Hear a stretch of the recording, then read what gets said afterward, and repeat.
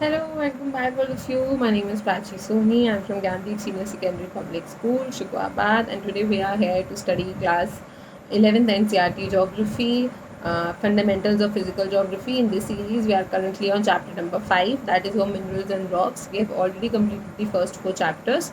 So if you're new to this series, I would request you to please go through the previous videos and then come for this one. So without wasting much of your time, I would like to move on. In the yesterday's class, we talked about the physical characteristics of the minerals, which included external character, cleavage, color, structure, hardness, specific gravity, streak, and all these things. Then we divided the rocks into metallic minerals and non-metallic minerals. Today we will be talking about rocks specifically. जो पत्थर आप देखते हो उनको क्या बोला जाता है? उनको rocks बोला जाता है. जो अर्थ का क्रस्ट है उसमें बहुत सारे रॉक्स होते हैं, पत्थर होते हैं. एक रॉक एक एग्रीगेट ऑफ वन और मोर मिनरल्स, यानी कि जो एक रॉक होता है उसमें एक या दो से ज़्यादा मिनरल्स मिल जाते हैं तो उसको हम रॉक बोलते हैं. रॉक आपकी हार्ड भी हो सकती है, सॉफ्ट भी हो सकती है, काली, गोरी, पीली, नीली, हरी, कैसी भी कलर की हो सकती है. जो आपका ग्रेनाइट होता है वो हार्ड है. सोप स्टोन कौन सा पत्थर होता है जिससे आपके सोप बनता है? सोप स्टोन काफ़ी सॉफ्ट होता है. गैब्रो ब्लैक कलर का होता है. क्वार्ट्जाइट मिल्की वाइट कलर का होता है.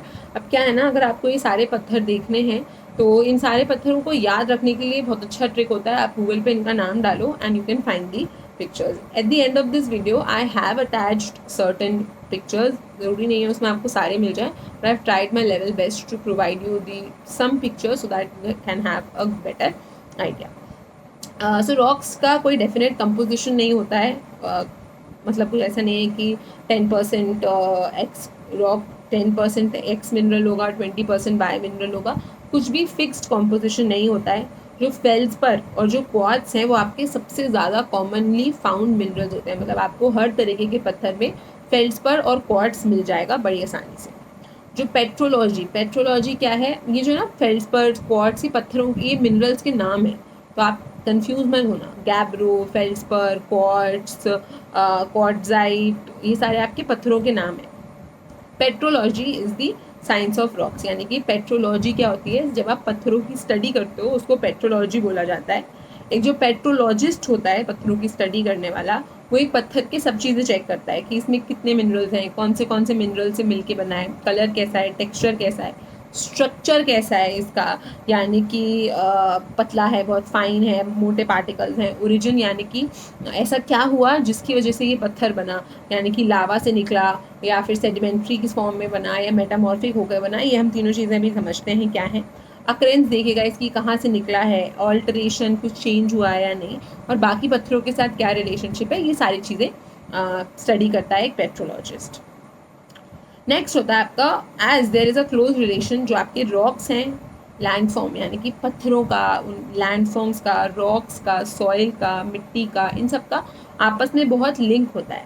तो जोग्राफर को भी नॉलेज, रॉक्स के बारे में नॉलेज होना ज़रूरी है. तो पेट्रोलॉजी पढ़ते हैं, पेट्रोलॉजी करते हैं, हमें क्यों पढ़ा रही जा रही है रॉक्स? क्योंकि आप एक जोग्राफर हो, आप जोग्राफी की स्टडी कर रहे हो. लैंडफॉर्म की स्टडी करने के लिए आपको रॉक्स के बारे में इंफॉर्मेशन होना ज़रूरी है. बहुत से डिफरेंट काइंड्स ऑफ रॉक्स होते हैं जिनको मेजरली 3 फैमिलीज़ में, 3 पार्ट्स में डिवाइड किया जाता है. एक होती है आपकी इग्नियस रॉक्स, जो आपकी, जिनको हम प्राइमरी रॉक्स भी बोलते हैं, जो कि सबसे फर्स्ट बेसिक रॉक्स होती हैं. जो आपकी मैग्मा और लावा जब ठंडा हो जाता है, जम जाता है एज इट इज़, यानी कि पानी गिरा और यहाँ जम गया, तो वो आपकी इग्नियस रॉक हो जाएगी. सेडिमेंट्री रॉक्स होती हैं, ये आपकी फ्रैगमेंट्स यानी कि टुकड़े यानी कि छोटे छोटे pieces, small pieces, bits and pieces में बनती है ऑफ एक्सोजेनियस प्रोसेसेस. एक्सोजेनियस प्रोसेसेस मतलब बाहर ही कुछ सिस्टम होता है, यानी कि मैंने पानी डाला, वो पत्थर बन गया, 2-3 पत्थर बन गए. फिर क्या हुआ? बहुत ज़ोर से पानी, रिवर गुजरी यहाँ से, बहुत ज़ोर से ऊपर से हवा गुजरी, कुछ भी ग्लेशियर जम गया. इसकी वजह से क्या हुआ? ये जो जमा था लेयर, इसके छोटे छोटे कंकड़ टुकड़े हो गए, फ्रैगमेंट्स में टूट गया. फिर क्या हुआ? जब छोटे छोटे टुकड़ों में बन गया, फिर ये डांस करता करता आगे गया, आगे जाके इसने एक लेयर बना ली. फिर उसके ऊपर एक और सेडिमेंट्स की लेयर आई, वो और जम गई. तो ये लेयर वाइज होते हैं इस तरीके से. इसको हम सेडिमेंट्री पत्थर बोलते हैं, सेडिमेंट्री रॉक. फिर आपकी मेटामॉर्फिक रॉक्स होती हैं, ये आपकी formed out of existing rocks. Already जो आपकी सेडिमेंट्री और इग्नियस रॉक्स हैं, इन्हीं के अंदर ना कुछ रिक्रिस्टलाइजेशन हो जाती है. रिक्रिस्टलाइजेशन मतलब छोटे छोटे कंकड़ थे, अब वो गुच्छा बन के इतना बड़ा पत्थर हो गया, तो उसको हमने मेटामॉर्फिज्म बोल दिया. तो रिक्रिस्टलाइजेशन यानी कि छोटे छोटे हो गए थे, दोबारा क्रिस्टलाइजेशन यानी कि किसी चीज़ का हार्ड होना, और रिक्रिस्टलाइजेशन मतलब उसको दोबारा से हार्ड होना, तो इसको हम लोग मेटामॉर्फिक रॉक्स बोलते हैं। सबसे पहले हम इग्नियस रॉक्स पढ़ेंगे। जो आपकी इग्नियस रॉक्स होती हैं, मैग्मा, लावा जब बाहर आता है वॉल्केनो से, हमने बहुत टाइम से देख रहे हैं कि वॉल्केनोज क्या होते हैं, वॉल्केनोज कैसे बनते हैं, सब हमने पढ़ लिया, टाइप्स ऑफ वॉल्केनोज पढ़ लिया, डिटेल में हमको वॉल्केनोज के बारे में आज सब पता है। तो वॉल्केनो के अंदर से जो मैग्मा बाहर आता है, बाहर आके जो लावा बन जाता है, ये जब बाहर आके ठंडा, ये दो तरीके से ठंडा होता है, एक अंदर ही ठंडा होता है, एक बाहर आके ठंडा होता है। अंदर ठंडा हो जाएगा तो प्लूटोनिक रॉक बन जाएगा, बाहर आके ठंडा होगा तो इंट्रूसिव रॉक बन जाएगा। तो ये क्या होती हैं आपकी रॉक सिस्टम था। तो इस तरीके से वो रॉक्स, इग्नियस रॉक्स कौन सी होती हैं, जो कि इंटीरियर ऑफ अर्थ यानी कि मैग्मा लावा, अंदर से जो सामान बाहर आ रहा है, बाहर आके ये जम जाती हैं, और ये सबसे पहली रॉक्स हैं। सबसे पहला जो पत्थर, उसको हम इनको प्राइमरी रॉक्स बोलते हैं, यानी कि डायरेक्टली लावा बाहर आके जम जा रहा है, इसलिए इनको प्राइमरी रॉक्स बोलते हैं। द इग्नियस, इग्नियस का मतलब ही आपका फायर होता है, यानी कि फायर, वही मैग्मा गर्म होता है, इस वजह से। ये कब बनती हैं, जब मैग्मा कूल ठंडा होके सॉलिड हो जाता है। अब कोई भी चीज़, आप रोटी बनाते हो, रोटी जब गरम गरम होती है तो सॉफ्ट होती है, आप उसको आधे पौने घंटे के लिए खुले में पंखे के नीचे रख दो, इतनी कड़क हो जाएगी, आपको उसके साथ झगड़ा करना पड़ेगा उसको तोड़ने के लिए। This is the same with lava. Lava जब निकलता है तब बहुत हॉट होता है, धीरे धीरे ठंडा होता है, उसके बाद जम जाता है, सॉलिड हो जाता है। You already know what magma is, आपको पता है मैग्मा क्या है, हम देख चुके हैं वॉल्केनोज में। जब ये मैग्मा ऊपर की तरफ मूव करता है, ठंडा हो जाता है, सॉलिड फॉर्म में बन जाता है, तब हम उसको क्या बोल देते हैं, इग्नियस रॉक। इस प्रोसेस को, यानी कि इस प्रक्रिया को, जिसमें ये रॉक, ये लावा बाहर आ रहा है, ठंडा हो रहा है और जम रहा है, सॉलिडिफाई हो रहा है अर्थ के क्रस्ट पर, क्रस्ट के अंदर, या फिर बाहर आके सरफेस पर, इसको हम इग्नियस रॉक्स बोलते हैं। इग्नियस रॉक्स को आप दो तरीके से are classified based on texture, यानी कि उनके टेक्सचर के बेसिस पे आप उनको क्लासिफाई कर सकते हो। टेक्सचर भी दो, यानी कि टेक्सचर यानी कि कोई भी चीज़ का साइज़ कैसा है, छोटा है, बड़ा है, या आप जब उसको हाथ लगाओगे तो बहुत मोटे पार्टिकल्स हैं, पत्थर छोटे पार्टिकल्स हैं, अरेंजमेंट ऑफ ग्रेन्स। तो जो ये टेक्सचर है, ये दो चीज़ों से डिसाइड होता है। एक तो साइज़, पत्थर छोटा है, बड़ा है, कितना बड़ा है, कितना छोटा है। दूसरी चीज़ आपके arrangement of grains. Arrangement of grains का मतलब बहुत सिंपल सा ये हो गया, मान लो 5 ऐसे ग्रेन्स ऐसे लगी हैं और 5 ग्रेन्स ऐसे लगी हैं आपकी, तो 5 इधर 5 इधर, इस तरीके से पूरा एक स्क्वायर सा बन रहा है, उसको हम अरेंजमेंट ऑफ ग्रेन्स बोलेंगे। सर्कल की शेप में अरेंज्ड है तो वो सर्कल की अरेंजमेंट हो जाएगी। इस तरीके से जो अंदर की मटेरियल, यानी कि आप मिट्टी के गुच्छे को जब जोड़ दोगे तो उससे वो किस तरीके से जुड़ी है, लाइनों में जुड़ी है, सर्कल्स में, गोलों गोलों में जुड़ी है, स्क्वायर्स में जुड़ी है, किस तरीके से जुड़ी है, उसको अरेंजमेंट ऑफ ग्रेन्स बोलते हैं। तो जो टेक्सचर इग्नियस रॉक्स हैं वो टेक्सचर के बेसिस पे डिवाइड करी जाती हैं। टेक्सचर के बेसिस में भी दो चीज़ें होती हैं, एक होता है उन पत्थरों का साइज और दूसरा होता है उन पत्थरों का अरेंजमेंट ऑफ ग्रेन्स, यानी कि ग्रेन्स मतलब अनाज नहीं है, इसमें ग्रेन्स का मतलब है मिट्टी के जो पार्टिकल्स होते हैं उनको ग्रेन्स बोला गया। तो ये पार्टिकल्स किस तरीके से अरेंज होते हैं उसको हम अरेंजमेंट ऑफ ग्रेन्स बोलते हैं, या फिर और भी आप फिजिकल कंडीशंस बोल सकते हो। If molten material is cooled slowly at great depths, यानी कि अगर ये जो मॉल्टन मटेरियल है ये धीरे धीरे धीरे धीरे करके बहुत गहराई में, डेप्थ्स में, मतलब ज़मीन के अंदर एक ठंडा हो जाएगा, तो मिनरल ग्रेन्स काफ़ी लार्ज, हमने देखा बैथोलिट्स, फैल्कोलिट्स, लैकोलिट्स अंदर ही ठंडे हो रहे थे और कितने बड़े बड़े थे। अगर बाहर आके ठंडा होता है, सडन कूलिंग हो जाए, जैसे बाहर आया और जम गया, तो उससे बहुत छोटे छोटे क्रिस्टल्स बनते हैं, स्मॉल और स्मूथ ग्रेन्स होती हैं। इंटरमीडिएट कंडीशंस, यानी कि ना बहुत तेज़ है ना बहुत स्लो है, उस केस में जो पत्थरों का साइज होगा वो भी इंटरमीडिएट होगा, ना बहुत ज़्यादा छोटे होंगे ना बहुत ज़्यादा बड़े होंगे।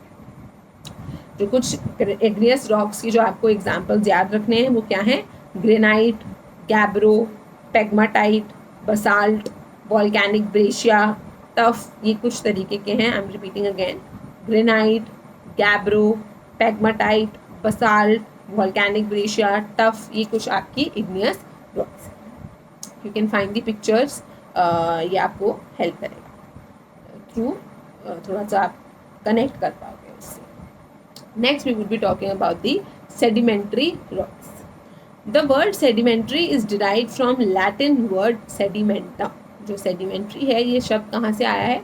लैटिन भाषा में एक वर्ड का प्रयोग किया जाता है जिसको हम बोलते हैं सेडिमेंटम, जिसका मतलब होता है सेटल, सेटलिंग। सेटलिंग मतलब कोई भी चीज़ का सेटल होना। ये चीज़ यहाँ से उड़ती उड़ती आई, यहाँ सेटल हो गई। ये चीज़ यहाँ से उड़ती उड़ती आई, यहाँ सेटल हो गई। ये चीज़ यहाँ से उड़ती उड़ती आई, ये सेटल हो गई। अब आप देखो ये लेयर्स में है ना, सेटल होने के बाद इसको बोलते हैं हम, ऐसी रॉक्स को हम क्या बोलते हैं? Sedimentary rocks. कैसी रॉक्स? Sedimentary rocks. रॉक्स चाहे आपकी igneous, sedimentary, metamorphic earth surface में डेन्यूडेशनल एजेंट्स से मिलती हैं और इसीलिए छोटे छोटे फ्रैगमेंट्स में टूट जाते हैं। अब इन्होंने 3 शब्दों का प्रयोग किया। सबसे पहले तो इन्होंने बात करी डेन्यूडेशनल एक्सपोज। एक्सपोज यानी कि मिलना, एक्सपोज यानी कि ये आया और ये इससे मिला, एक्सपोज हुआ, दोनों एक दूसरे को आमने सामने होना। फिर होते हैं दूसरा इसमें लाइन वर्ड यूज किया गया है डेन्यूडेशनल एजेंट्स। डेन्यूडेशनल एजेंट्स होते हैं वो एजेंट जो कि आपकी सामान में किसी भी तरीके का चेंज, 2 तरीके के होते हैं, एक इरोजनल एजेंट्स, डेन्यूडेशनल एजेंट्स होते हैं।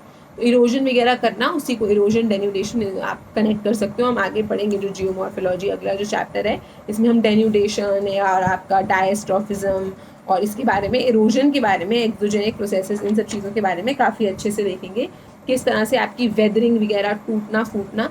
तो डेन्यूडेशनल प्रोसेसेस होते हैं, डेन्यूडेशनल एजेंट्स होते हैं, जैसे कि आपके नदी आ रही है, बहुत तेज़ हवा चल रही है, ग्लेशियर्स हैं, ये डेन्यूडेशनल एजेंट्स। और कोई रॉक मस्त, ये रॉक यहाँ पड़ी हुई थी, रॉक थोड़ी छोटी हो रही है, ये रॉक ये यहाँ मस्त आराम से पड़ी हुई थी ज़मीन पे। अभी यहाँ से नदी आई और नदी ने इसको हिला दिया। अब नदी ने क्या किया, इसके ऊपर की जो लेयर थी उसको कर दिया खराब, उसको कर दिया इरोड। तो नदी क्या हो गई? आपकी डेन्यूडेशनल एजेंट हो गई, जिसकी वजह से क्या होगा, ये जो बड़ा पत्थर था इग्नियस रॉक, ये छोटे छोटे छोटे छोटे फ्रैगमेंट्स यानी कि टुकड़ों, तीसरा वर्ड क्या था आपका? फ्रैगमेंट्स। छोटे छोटे फ्रैगमेंट्स में टूट जाएगा, बिखर जाएगा। ये बड़ा पत्थर छोटे छोटे फ्रैगमेंट्स में बिखर गया। अब ये क्या होगा, अभी भी नदी आ रही है, नदी के साथ आपका ये फ्रैगमेंट निकल के आगे बढ़ जाएगा, आगे चला जाएगा और कहीं दूर जाके जम जाएगा। फिर थोड़े टाइम बाद जो ये था ये भी नदी के साथ आके जम जाएगा। तो इस तरीके से आपकी जो इग्नियस रॉक्स होती हैं, मेटामॉर्फिक रॉक्स होती हैं और सेडिमेंट्री रॉक्स भी, ये सब तरह की रॉक्स में क्या होता है, डेन्यूडेशनल एजेंट से मिलती हैं। डेन्यूडेशनल एजेंट्स आपके नदी, ग्लेशियर्स, पानी, बारिश का पानी, हवा, ये आपके डेन्यूडेशनल एजेंट्स होते हैं। तो इनको छोटे छोटे फ्रैगमेंट्स में तोड़ देती हैं। आई होप आपको समझ में आ गया होगा। ये जो फ्रैगमेंट्स हैं ये ट्रांसपोर्ट करे जाते हैं डिफरेंट एक्सोजेनियस एजेंसी से के द्वारा, यानी कि एक्सोजेनस एजेंसीज। अब एक्सोजेनस एजेंसीज क्या होती हैं? जो आपकी बाहर की तरफ एजेंसीज, जो एक्सटर्नल प्रोसेसेस होते हैं, उसको हम एक्सोजेनस कहते हैं। अच्छा ठीक है, पहले डेन्यूडेशन और एक्सोजेनस में डिफरेंस समझो। ये आपको अगले चैप्टर बहुत अच्छे से समझ में आएगा, स्टिल इधर है तो हमको समझना तो पड़ेगा। देखो ये पत्थर का जो टूट रहा है, अभी टूटा है, सिर्फ किसकी वजह से टूटा है वो हम बाद में देखेंगे। पहले ये पत्थर टूट गया, 2 पार्ट्स में टूट गया, या छोटे छोटे पीसेस में टूट गया, या इसका बहुत, जो देखो आप देखोगे ना, ये 2 पार्ट्स में, एक लेयर ऊपर है, एक लेयर नीचे है, देखो आप, ठीक है। तो कभी क्या होगा ना, ये ऊपर वाला टूट के अलग गिर गया, नीचे वाला टूट के अलग हो गया। तो ये वेदरिंग, छोटे छोटे में होना, मास मूवमेंट, खिसक जाना, इसको डेन्यूडेशन बोलते हैं। ये होता किसकी वजह से है? ये एक्सोजेनस एजेंट्स, यानी कि हवा, ये आपके आसपास कुछ ऐसी चीज़ें हैं, कुछ एजेंट्स हैं जो कि ये तोड़फोड़ का काम कर रहे हैं। वो कौन कौन है? आपके नदी, पानी, ग्लेशियर, जो मैंने अभी आपको बताए थे। तो डेन्यूडेशन क्या है? टूटना फूटना। और एक्सोजेनस एजेंट्स क्या है? जो आके ये तोड़ने फोड़ने का काम कर रहे हैं, तो वो आपके एक्सोजेनस एजेंट्स होते हैं। अब ये जो एक्सोजेनस एजेंट्स था, नदी थी, मैंने बताया, नदी क्या कर रही है, पहले इसने इसको तोड़ दिया, इसका डेन्यूडेशन कर दिया, फिर जो इसने सामान तोड़ा था उसको अपने साथ आगे खिसका के कहीं और ले जाएगी, ट्रांसपोर्ट कर देगी अपने साथ, और वहां पे छोड़ के आगे बढ़ जाएगी। वहां पे जाके डिपॉजिट्स हो जाते हैं। ये जो डिपॉजिट्स होते हैं through compaction turn into rocks, और धीरे धीरे करके क्या होता है, ये पहले एक कुछ सेडिमेंट्स को यहाँ, एक यहाँ से था, इस पत्थर से ये वाला सेडिमेंट ले आई, एक पत्थर यहाँ पे था, उससे ये वाला सेडिमेंट ले आई, एक पत्थर यहाँ पे था, उससे ये वाला सेडिमेंट ले आई, धीरे धीरे करके उसने सारे सेडिमेंट्स ना यहीं लाके डिपॉजिट कर दिए। अब क्या होगा, धीरे धीरे प्रेशर के कारण, गर्मी के कारण ये आपस में चिपक जाएंगे और इसकी वजह से नई रॉक, नया पत्थर बनेगा, जिसको हम क्या बोलेंगे, सेडिमेंट्री रॉक। इस प्रोसेस को, किस प्रोसेस को, ये पत्थर बनाने के प्रोसेस को, नदी ने क्या, हवा भी कर सकती है, इस पत्थर बनाने के प्रोसेस को हम कहते हैं लिथिफिकेशन। लिथिफिकेशन, लिथ का मतलब क्या होता है, स्टोन। लिथ का मतलब क्या होता है, स्टोन। तो लिथिफिकेशन यानी स्टोन बनने की प्रक्रिया, पत्थर बनने के प्रोसेस को हमने क्या बोल दिया, लिथिफिकेशन। तो ये जो एक्सोजेनस एजेंट्स डेन्यूडेशन करके जो मटेरियल ला रहे हैं और कहीं और जाके उसको डिपॉजिट कर दे रहे हैं, एक्सोजेनस एजेंट्स डेन्यूडेशन करके मटेरियल को ला रहे हैं, ट्रांसपोर्ट कर रहे हैं और डिपॉजिट कर रहे हैं, इसकी वजह से क्या हो रहा है, लिथिफिकेशन। इस पूरे प्रोसेस को हम क्या बोलते हैं, लिथिफिकेशन, यानी कि rock formation. In many sedimentary rocks, the layer of deposits retain their characteristics even after lithification. कभी कभी क्या होता है, इनकी कैरेक्टरिस्टिक्स सेम भी हो जाते हैं। जैसे अभी मैंने बताया, अभी तो मैं अलग अलग 3 जगह से ये पत्थर लेकर आई थी, अभी आप मान लो सेम जगह से ही सारा मटेरियल आ रहा है। पत्थर, ये पत्थर था, पहले इसको तोड़ के ये लाया, फिर इसको तोड़ के ये लाया और फिर इसको तोड़ के ये लाया, तीनों चीज़ें रॉक हवा ले आई और यहाँ पे जाके डिपॉजिट कर दिया। तो लेयर में होंगी पर इनकी जो कैरेक्टरिस्टिक्स होंगे, जो कंपोजिशन होगी वो सेम होगी। हेंस हम देखते हैं बहुत सारी नंबर ऑफ लेयर्स बन जाती हैं, कोई बहुत मोटी लेयर होती है, कोई पतली लेयर होती है, लेयर्स बन जाती हैं सेडिमेंट्री रॉक्स की। जैसे कि आपका सैंडस्टोन होता है, शेल होता है, ये आपके कुछ sedimentary rocks. Depending upon the mode of formation, mode of formation यानी कि ये बन कैसे रही है, यानी कि ये फॉर्म कैसे हो रही है, हवा से आ रही है, किस तरीके से आ रही है, केमिकली बन रही है, उसको आप क्या बोलते हो, basis on the form of mode of formation. जो सेडिमेंट्री रॉक्स हैं वो 3 मेजर ग्रुप्स में आप डिवाइड कर सकते हो। पहला है मैकेनिकली फॉर्म्ड। मैकेनिकली यानी कि कुछ टूट फूट करके फॉर्म होती हैं, जिसको हम बोलते हैं सैंडस्टोन। कॉन्ग्लोमरेट का पत्थर होता है आपका, लाइमस्टोन का पत्थर होता है, शेल का पत्थर होता है, ये आपके मैकेनिकली फॉर्म्ड होती हैं।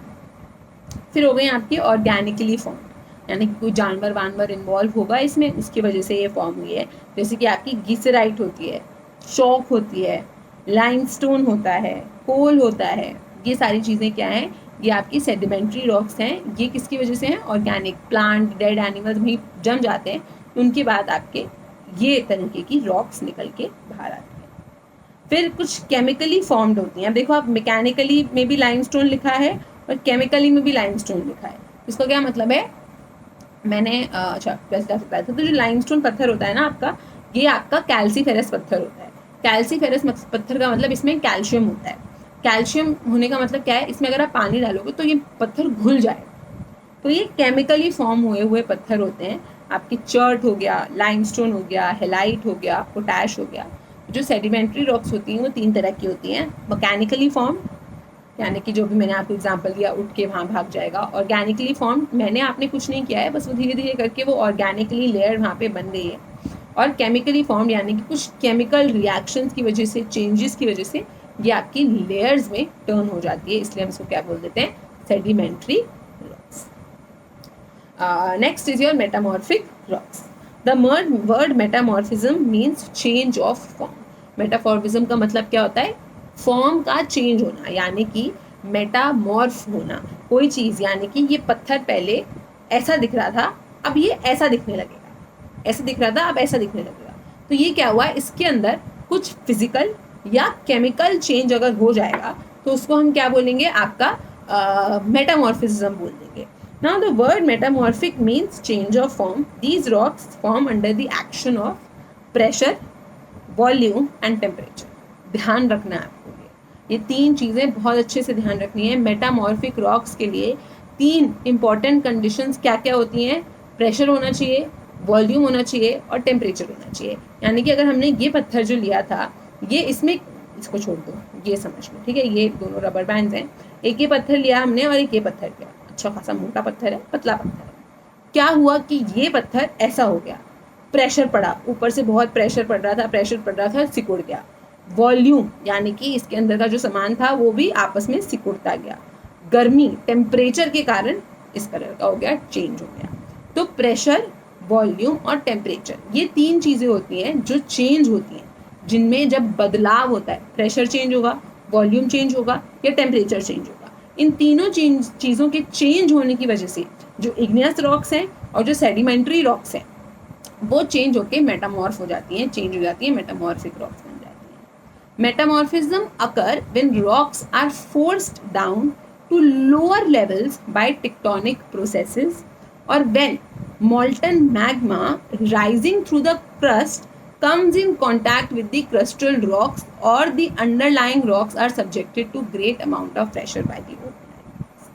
तो मेटामॉर्फिक रॉक्स बनने के 3 कंडीशंस हैं। 3 कंडीशंस क्या हैं? ये क्रस्ट की लेयर है, ये पत्थर था यहाँ पे, ठीक है, मोटे वाला दिखने वाला पत्थर लेते हैं, ये पत्थर था यहाँ पे, क्या हुआ, क्रस्ट, ऊपर की जो आपकी ये प्लेट्स हैं, ये क्या होती है, इनको फोर्स करती हैं कि आप और नीचे जाओ। तो ये क्या होगा, जैसे अगर ये प्लेट है, हमने प्लेट टेक्टोनिक थोड़ी पढ़ी, तो क्या होगा, ये पत्थर हमने देखा किस तरीके से जो ओशन का फ्लोर है ये खिसक के नीचे पहुंच जाता है। तो हीट की वजह से मैग्मा या लावा से मिल जाएगा, तो चेंजेस, गर्मी चेंज, हीट के कारण नीचे कितना टेम्परेचर ज़्यादा है, प्रेशर भी हाई है, तो उसके कारण इसके फॉर्मेशन में चेंज हो सकता है, पहली चीज़। दूसरी चीज़ चेंज क्यों होता है कि यहाँ पे देखो, सब मैं अपने सारे सामान यूज़ कर लूँगी। अब ये देखो, ये वॉल्केनो है, ठीक है, मान लो ये वॉल्केनो हो रहा है यहाँ से। अब ये वॉल्केनो जब निकलेगा, ये पत्थर मस्त यहाँ पे बैठा हुआ था, ठीक है, अब ये जब वॉल्केनो यहाँ पे निकलेगा तो क्या होगा, हीट, गर्मी निकलेगी। अब ये पत्थर जो यहाँ पे आपका मस्त आराम से पड़ा हुआ था, गर्मी निकलेगी, जब यहाँ से लावा बाहर निकलेगा तो इसके ऊपर क्या जम जाएगा, टेम्परेचर, बहुत ज़ोर से टेम्परेचर। अब ऊपर एक लेयर और बन गई है पत्थर की, तो प्रेशर भी पड़ जाएगा, वॉल्यूम भी दब जाएगी, तो फिर चेंज होके ये आपका पत्थर ये बन जाएगा। दूसरी कंडीशन भी समझ आई। पहली कंडीशन क्या थी, जो ये पत्थर है ऊपर के प्रेशर की वजह से धीरे धीरे करके नीचे जाता रहता है और जैसे जैसे डेप्थ में जाता है प्रेशर वॉल्यूम इंक्रीज होता है। दूसरी कंडीशन, वॉल्केनिक इरप्शंस की वजह से जो मैग्मा और लावा बाहर आता है वो गर्म होता है, टेम्परेचर उसका ज़्यादा होता है, तो जो ऑलरेडी लेयर होती है उस पर चढ़ जाता है और चढ़ने के कारण नीचे वाली लेयर के टेम्परेचर को हार्म करता है, इसके साथ मिलता है, जो मेल जोल होता है, तो इसमें केमिकल चेंज हो जाता है। और जो अंडरलाइंग रॉक्स हैं उनमें ग्रेट प्रेशर पड़ता है, मतलब ये रॉक नीचे थी, ये रॉक ऊपर थी, काफ़ी टाइम बड़ा प्रेशर डाल रही है, तो इसकी वजह से भी जो नीचे वाली रॉक है उसका प्रेशर चेंज हो सकता है। इन्होंने तीनों चीज़ों में एक ही बात समझाने की कोशिश करी है, बस उसको समझाने के आपको 3 अलग अलग तरीके बताए हैं। क्रस्ट का दबाव कैसे पड़ेगा, तो नीचे के जो पत्थर है, ये पत्थर है अगर मान लो, तो क्रस्ट के दबाव से नीचे झुकता जाएगा, नीचे टेम्परेचर ज़्यादा है, प्रेशर ज़्यादा है, इसकी वजह से ये चेंज हो सकता है। दूसरा, लावा बाहर आया, लावा बाहर आके इसके साथ मिक्स हुआ, इसकी वजह से आपकी दूसरी मेटामॉर्फिक रॉक बन सकती है, प्रेशर वॉल्यूम चेंज होने की वजह से। तीसरी कंडीशन, ये पत्थर था, ऊपर एक और पत्थर आ गया, उसके ऊपर एक और पत्थर आ गया, तो ये जो नीचे वाला पत्थर था इसमें बहुत प्रेशर पड़ रहा है, भार पड़ रहा है, जिसकी वजह से ये चेंज हो जाएगा।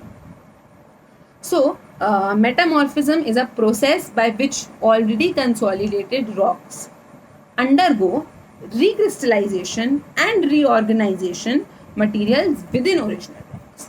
तो आप देखो, पत्थर यही पत्थर यही बना है, यानी कि मेटामॉर्फिज्म एक ऐसा प्रोसेस है जिसमें देखो, हमने जब सेडिमेंट्री रॉक्स पढ़ी थी और इग्नियस रॉक्स पढ़ी थी, इस केस में नया पत्थर बन रहा था।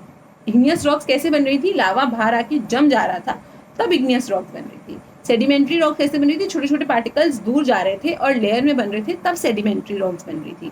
मेटामॉर्फिक रॉक्स नई रॉक्स नहीं है, ये क्या है, ये ऑलरेडी पहले से रॉक एग्जिस्ट कर रही थी, बस इसके अंदर ही रीऑर्गेनाइजेशन हो जाएगा, रिक्रिस्टलाइजेशन हो जाएगा, कुछ सिस्टम चेंज हो जाएंगे इसके, और फिर ये आपको इस तरह की दिखने लगेगी। पत्थर यही है, बस प्रेशर, वॉल्यूम और टेम्परेचर के कारण लुक्स चेंज हो गए हैं, इसको हम मेटामॉर्फिज्म बोलते हैं। Recrystallization, reorganization of already existing rocks, यानी कि जो रॉक्स पहले से थी अब वो इस तरीके की चेंज हो गई। तो अभी मेटामॉर्फिज्म थोड़ा सा बचा है, और ये जो रॉक साइकिल है इसको हम कल वाली क्लास में ख़त्म कर लेंगे। आज के लिए थोड़ा हैवी हो गया होगा। अगर आपको नहीं समझ में आया है स्पेसिफिकली ये मेटामॉर्फिज्म समझने में थोड़ी दिक्कत होती है, आप इसको थोड़ा सा रिवाइंड करिएगा और दोबारा से समझिएगा, और वीडियो को रिप्ले कर सकते हो आप। And please do hit the like button.